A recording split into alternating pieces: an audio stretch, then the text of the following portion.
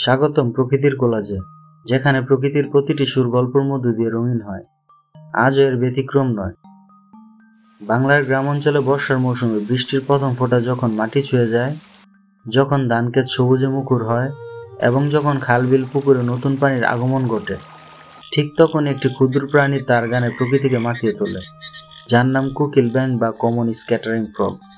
কিন্তু কেন এই ব্যাঙ শুধু বর্ষাতেই জেগে ওঠে? অন্য সময় এরা কোথায় লুকিয়ে থাকে? চলুন আজ আমরা এই ছোট্ট প্রাণীর জীবনের রহস্য উন্মোচন করব। বর্ষাকাল হচ্ছে কোকিল ব্যাঙের জন্য সবচেয়ে গুরুত্বপূর্ণ সময়। এই সময় জলাশয়, পুকুর, খাল, এমনকি রাস্তার পাশের খানাখন্দ ভরে ওঠে জলে। এই পরিবেশ ব্যাঙের জন্য আদর্শ, কারণ এরা উভয়চর প্রাণী। তাদের জীবনচক্রে একটি বড় অংশ জলের উপর নির্ভরশীল। কোকিল ব্যাঙ বর্ষাকালে এতটা সক্রিয় হওয়ার মূল কারণ হচ্ছে এটি তাদের প্রজননের মৌসুম। আর্দ্র পরিবেশ এবং জলের উপস্থিতি তাদের ডিম পাড়ার জন্য নিখুঁত অবস্থা তৈরি করে। পুরুষ ব্যাঙগুলো সঙ্গী আকর্ষণের জন্য সক্রিয় হয়ে ওঠে, আর এই সময় তাদের দেখা যায় জলের উপরে ভেসে থাকতে বা পাড়ে লাফালাফি করতে। এই ব্যাঙগুলো জলে ফেনার মতো ডিম পাড়ে, যা থেকে কয়েকদিনের মধ্যে ট্যাডপোল বের হয়। বর্ষার জলাশয় এই ট্যাডপোলদের বেড়ে ওঠার জন্য নিরাপদ আশ্রয়, কিন্তু এই প্রজননের জন্য জল অপরিহার্য, তাই শুধু বর্ষাকালে আমরা এদের বেশি দেখতে পাই। এখন আমরা জানবো এই ব্যাঙ কেন এবং কিভাবে এত উচ্চ স্বরে ডাকে।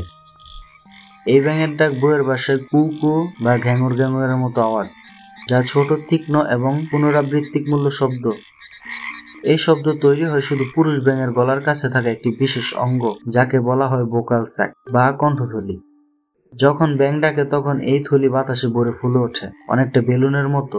বাতাস যখন এই থলি থেকে বের হয় তখন কম্পনের মাধ্যমে এই স্বতন্ত্র শব্দ সৃষ্টি হয়। এই কণ্ঠথলি শব্দকে আরো জোরালো করে, যাতে ডাকটি দূর দূরান্তে পৌঁছায়। কোকিল ব্যাঙ সাধারণত জলের উপর ভেসে থাকা অবস্থায় বা পুকুরের পাড়ে বসে ডাকে। তারা ডাকার সময় শরীরের সামনের অংশ সামান্য উঁচু করে গলা ফুলে শব্দ ছড়ায়। একটি ব্যাঙ ডাকা শুরু করলে আশপাশের অন্য পুরুষ ব্যাঙগুলো যোগ দেয়, যা একটি কোরাসের মতো শোনায়। এই ডাকের মূল উদ্দেশ্য হল প্রজনন। পুরুষ ব্যাঙগুলো এই শব্দের মাধ্যমে মাদি ব্যাঙের দৃষ্টি আকর্ষণ করে। একই সঙ্গে এই ডাক অন্য পুরুষ ব্যাঙদের কাছে নিজের এলাকা বা টেরিটরি ঘোষণা করার একটি উপায়। বর্ষার সন্ধ্যায় বা রাতে যখন আর্দ্রতা বেশি থাকে, তখন এদের ডাক সবচেয়ে বেশি শোনা যায়, কারণ এই পরিবেশ তাদের কণ্ঠথলি ও শ্বাস প্রশ্বাসের জন্য আদর্শ।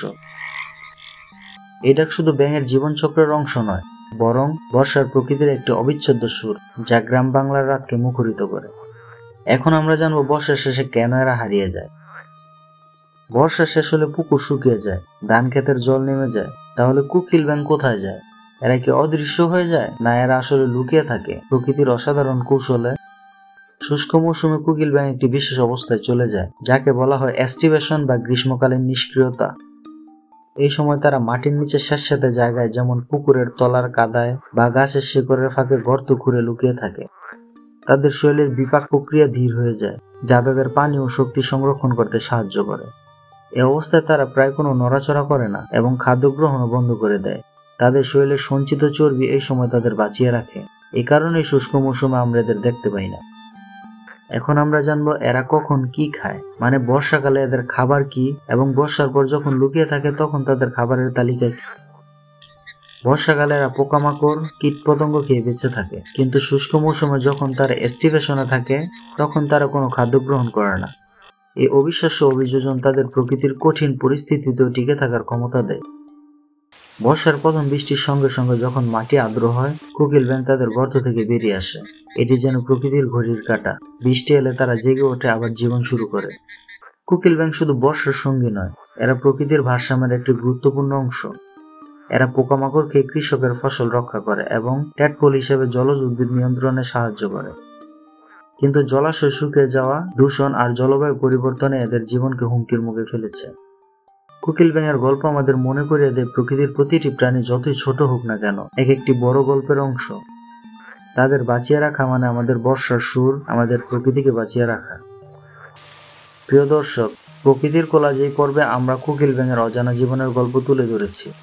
আপনারা যদি আমাদের পাশে থাকতে চান এবং প্রকৃতির এমন আরো রহস্যময় গল্প শুনতে চান, তাহলে আমাদের চ্যানেল সাবস্ক্রাইব করুন, লাইক দিন আর কমেন্টে জানান আপনার এলাকার কোকিল ব্যাঙের ডাক কেমন শোনায়।